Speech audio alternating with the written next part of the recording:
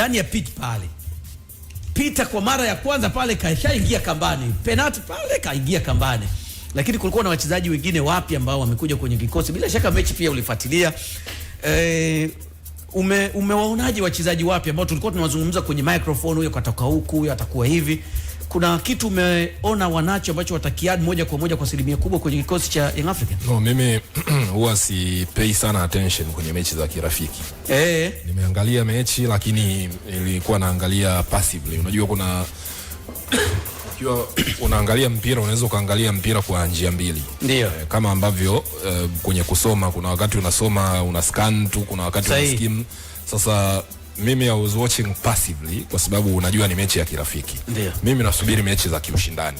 Kuanzia mechi ya ngao na angalau mechi 5 mpaka 10 za mwanzo wa ligi. Mimi ndio ninavyoassess wachezaji namna hiyo. Siwezi kumtazama mtu mechi hata kwenye ngao hutakuwa bado na no.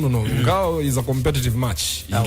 Ingekuwa sio derby, kwa mfano ngao labda wanacheza Yanga na Namungo, wanacheza maybe Yanga na Singida, ama wanacheza Simba na Dodoma, unaweza ukaadapt hiyo falsafa ninasema. Lakini as long as ni derby, hata ikiwa mechi ya kirafiki, derby ya Simba na Yanga ni derby. Kwa hiyo that's where I'll pay attention. Kwangu mimi sihitaji kumtazama sana Peter. Mimi namjua, nimemuona kwa zaidi ya miaka 10. Kwa hiyo sio habari tena. Mimi namsubiri nione kile ambacho nategemea kukiona once ligi itakapoanza. Na ndio maana huwa nazungumza siku zote kwamba hawa wachezaji ambao wanasajiliwa kwenye klabu za Simba na Yanga from the talent level ni wachezaji wazuri wengi, ila sasa wakati mwingine kuconvert talent kwenda kwenye performance kuna uhusiano wa mazingira, na sometimes kuna wachezaji wanaweza kushindwa kuperform sehemu kwa sababu wameshindwa kuadapt mazingira. Sawa, so I'll give them time, wala mimi sina haraka. Magunga. Naam. Kamanda amezungumza vizuri sana kuhusiana na aina ya mechi. Bado huwezi kuona, tuwape muda, lakini kuna kitu siku moja ulikizungumza hapa kwamba always hizi mechi hata kwa walimu ni mechi ambazo watu lazima waone wewe una nini, plan yako ikoje kwenye namna ambavyo timu yako inacheza. Hata kwa wachezaji mechi sio ya kushindana sana, lakini lazima watu waanze kuona wewe kwenye hiyo mechi ngumu utakayopata utacheza vipi ukiwa na watu hawa, ukiwa kwenye mazingira kama haya. Je, ni kweli kwenye mechi kama ile bado mchezaji anapaswa kutoa, na kile walichokitoa kunapaswa kumjaji kwa kumzungumza kiufundi mchezaji? Ya kila mechi ni funzo. Na walimu wanajifunza vitu vingi kutokea pale. Hata zingekuwa ni indoors, zile mechi za ndani kabisa. Mwalimu anaangalia maendeleo ya timu kutokea pale. Ni kweli kwamba mechi ni mechi imekaa yani kitamasha zaidi. Lakini kwa mwalimu kwake ilikuwa tofauti, kwa sababu mwalimu hawezi kuficha ni nini ambacho anataka kukitengeneza kwenye timu yake, na watu wengi tunaanza kujifunza kutokea pale. Ukiangalia jana Young Africans, ulikuwa uone vitu ambavyo vinajirudia kwa sababu labda hawajapata muda wa kutosha, lakini angalau ulikuwa unaona dhamira ya mwalimu ni nini anataka vijana wake wafanye, hata kama walikuwa wafanyi kwa ufanisi wa hali ya juu, lakini nini ambacho anataka wafanye. Na ndio maana mpira ni zaidi ya matokeo, vinafanyika vitu vingi ili kupata matokeo. Sasa mwalimu anachojaji ni vile vitu ambavyo vinafanyika ili kuisaidia timu kupata matokeo. Kuna mtu anaweza kaenda uwanjani, au wewe ukisikiliza maoni ya washabiki 10, 9 watazungumzia matokeo kwamba tumefungwaje goli 2-1, lakini mwalimu yeye kitu cha kwanza hatazungumzia matokeo. Kitu cha kwanza atazungumzia uwajibikaji, na je, timu imefanya kile ambacho wao walikipanga tangu mwanzo? Kama hakijafanyika, vitu gani vimesababisha vitu visifanyike? Ndipo ambapo wanarudi kwenye uwanja wa mazoezi, wanaendelea kutrain. Kwa matokeo hawezi kumpa pressure yote mwalimu kwenye mechi kama jana. Lakini na hata unapoitengeneza timu yako, huwezi kutengeneza vitu vyote kwa wakati mmoja. Unaanza na kitu kimoja baada ya kitu kingine, kwa sababu kitu kimoja kinaathiri kitu kingine. Mfano, unaweza ukaangalia jana labda namna gani timu ilikuwa inazuia. Timu ilikuwa inazuia katika mtindo upi? Muundo gani wanatumia? Kuna muda unaona Yanga wanakabia kuanzia mstari wa juu. Mwalimu anaangalia, okay, tunakabia kweli kuanzia mstari wa juu, lakini tunafanya ili jambo kwa ubora kiasi gani? Wapi kuna kitu kina miss? Mfano kama jana nilikuwa naona wale wingers wa pembeni, asasa especially kipindi cha pili, Zakwani pamoja na Albert. Muda mwingi wao ndo wanakuwa na jukumu la kuanza kuwa block wale center back wa timu pinzani, kwa maana mabeki wa kati. Alafu namba 9 na namba 10 wanafunga njia ya ndani. Lakini nani anaanza kuweka shinikizo? Ni wale wachezaji wa ndani, kati ya Ture au namba 10 wake ambaye alikuwa anacheza naye jana. Sasa nilichokuwa nakiona jana, wapi walikuwa na miss ni kwamba walikuwa hawana coordination. Yani wakati timu inasogea juu, center back wapo chini. Kwa unakuta viungo wa Lezegle wanapata space kubwa sana katikati ya mistari. Sasa pale mwalimu ana take note, anaenda kufanyia kazi. Na hata wakati wa kushambulia, mwalimu anaangalia tunashambulia kwa mtindo gani. Mwanzo ulikuwa unaona Eric Mwijage kulia, Edmund John kushoto. Of course kama kamanda alivyozungumza kwamba vipaji unaviona, lakini wachezaji wengi wana vipaji duniani. Utofauti wa mchezaji mmoja na mchezaji mwingine ni namna unavyofanya maamuzi kwa kutumia kipaji chako uwanjani. Na unatimiza majukumu kiasi gani kwenye nafasi yako. Kwa sababu unaweza kawa ni wingo, unaweza kawa namba 10, una touch nyingi uwanjani, lakini hukua na madhara, hukua na athari ya moja kwa moja, kwa maana ya athari chanya. Wewe umecheza kiungo mshambuliaji kutokea pembeni au katikati, umetengeneza nafasi ngapi? Wewe umekuwa katika mazingira ya kujaribu mara ngapi? Kwa sababu muda huo tunahoji hivi vitu kwa sababu timu yako ndio ilikuwa na umiliki wa mchezo labda kwa dakika 45 za kipindi cha kwanza. Kwa hiyo nafikiri ni vitu ambavyo mwalimu pia, na ndio maana unaona mwalimu alikuwa anaongea sana, hata hapa kamanda nilikuwa namuonyesha. Mwalimu alikuwa anazungumza sana kwa sababu vitu bado havijakaa sawa. Kwa kuna muda inabidi ucoach kutokea kwenye touchline. Kuna timu ambayo unaona ipo sawa, mara nyingi unakuta mwalimu amekaa pembeni anaangalia, anafanya observation kwamba vitu gani vipo sawa na vitu gani havipo sawa. Vile vile Yanga wana maingizo mengi kwenye timu yao. Na jana nafikiri mechi ambayo wao waliichagua ilikuwa ni mechi ambayo ni ngumu kwa upande wao. Kwa sababu walikuwa wanacheza na timu ambayo inaonekana imesettle, ni timu ambayo ni shindani, kwa sababu Lezegle ni miongoni mwa timu ambazo zimefanyia uwekezaji mkubwa DR Congo. Na wana wachezaji wengi wenye uwezo mkubwa. Sijui kama unamkumbuka mchezaji mmoja aitwa Matobo. Ndio. Alikuwepo kwenye chani ya DR Congo. Katoka pale kaenda Europe kucheza. Unanielewa? Kwa ni timu ambayo hata yule Talasa alienda kufanya majaribio nje, amerudi ndani. Wakina Zemanga ametoka TP Mazembe amekuja kwenye timu. Kwa hiyo hata ukiangalia jamaa alikuwa anacheza Manu bora pia. Manu bora, yes. Unanielewa?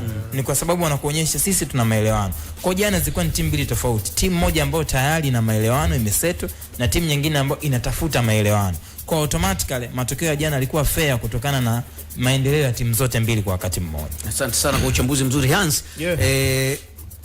Tuweke kando coordination ambayo tunaweza tusione kwa haraka kwa sababu mwalimu anabadilisha karibia kikosi kizima kutokana na aina ya mechi, lakini lazima tutamtazama mchezaji mmoja mmoja kwenye performance yake, namna touches zake, hatari wake. Kwa wachezaji wa jana wa Young African, hasa wageni ambao ndio watu wengi hawajawaona, wanatamani kusikia uchambuzi wako kutoka kwako, namna gani waliperform mmoja mmoja kwenye matukio na kwenye setup ya timu. Uliwaonaje? Na nani ambaye kwako unaona alifanya vizuri zaidi na anaweza akatisha hata kwenye mechi zinazofuata bila kujali aina ya mechi waliocheza? Yeah, for sure. Shashaman Peter Shalolile, instinct za namba 9 ziko pale. Ni aina ya namba 9 ambaye hachoki kukimbia uwanjani. Na kitu kingine ambacho alinifurahisha nacho, muda wote ana shauti. Wakati anaiona timu yake iko chini, alikuwa anawavuta njooni. Lakini tazama jinsi ambavyo Yanga walikuwa na press kwenye 442. Yeye ndo mtu wa kwanza alikuwa anaanzisha pressing katika kipindi cha kwanza.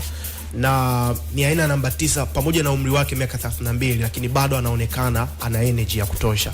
Kwa sababu hata ukiangalia penalty aliyo create, amefanya movement, anajua mpira utakuja. Na baada ya mpira kuja amemwona goalkeeper anafanyaje? Anakuja. As a number 9, unapokuwa unafanya instep kwenye boxi, kuwa na uhakika kwamba na kwenda sehemu ambapo nitachagua engo ya kuweka mpira. Kama goalkeeper atakuja au beki yoyote atakuja, basi atanicheza mimi, itakuwa ni penalty. Wakati anafanya instep, tazama mpira alivyokuwa anausogeza mbele. Always huwa anazungumza ni degree scene. Ukizidi degree scene, then umepoteza umiliki wa mpira. Unamrahisishia beki au goalkeeper kufikia mpira akiwa wa kwanza. Lakini ukiwa unafanya instep kwa degree scene, means wewe uko kwenye himaya huo mpira. Mtu yeyote akija ni aidha akucheze au umwache wewe mwenyewe. Kwa hiyo ukiangalia hata penalty utengeneza clear penalty, kwa sababu kipa hajacheza mpira, ameucheza mwili wake, penalty imepatikana, pull as you like, kaweka mpira kambani. So tumi kwa dakika alizocheza Shashaman alikuwa anamwambia nini Aucho nani Okello? Kuna muda ni kama alikuwa anamsisitiza sana Okello jambo fulani, alikuwa anamuonyesha kwa hata kwa vitendo. Aendelea. Tutakuja kuzungumzia. Nadhani tunarudi kwenye issue ya chemistry. Umeona? So hao wachezaji waliacheza pamoja. Ndio kwanza wanakutana.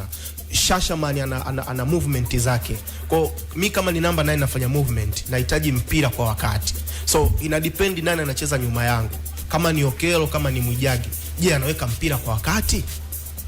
Tunarudi pale. Hivyo vitu vinakuja pale ambapo wachezaji wanacheza mara kwa mara kwenye mechi za ushindani na kwenye mechi za uwanja wa mazoezi, kwa maana hizi mechi za indoor, lakini pia mazoezi ya kawaida. Ni vitu ambavyo vinarudi tena kwenye chemistry. Mchezaji mwingine ambaye alinifurahisha ni Mwijage. Unajua wakati Mwijage anatambulishwa, maoni ya watu yalikuwa ni mengi sana, sio type ya Yanga na nini, lakini niliwaambia kitu kimoja Juma, unakumbuka?